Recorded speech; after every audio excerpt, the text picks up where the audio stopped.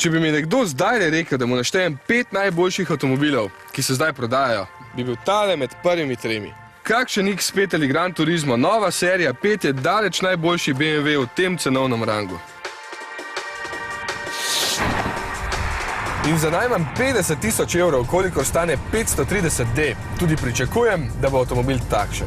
No, tale je sicer še za kakšnih 30 000 evrov dražji, ampak ima ogromno opreme in kup elektronskih pomagal, kot je na primer senzor za mrtvi kot ali pa opozarjanje na nezaželeno menjavo voznega pasu, kar boste cenili na dolgih vožnjah po avtocestah. Morda še bolj aktivni tempomat, ki sam prilagaja razdaljo in hitrost. Neverjetno je, kako mirna in udobna je vožnja po avtocesti, kjer še posebej pridejo do izraza tile komfortni sedeži, kjer se posebej nastavlja tudi naklon ramenskega dela.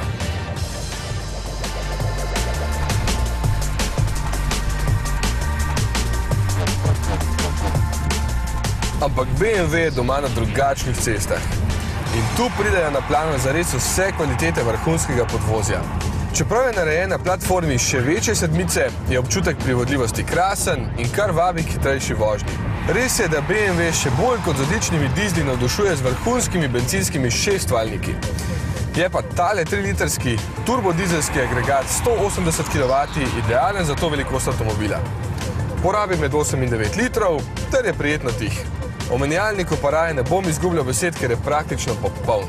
Ima kar 8 prestav, če vam kaj ne všeč, pa lahko prestavljate tudi sami.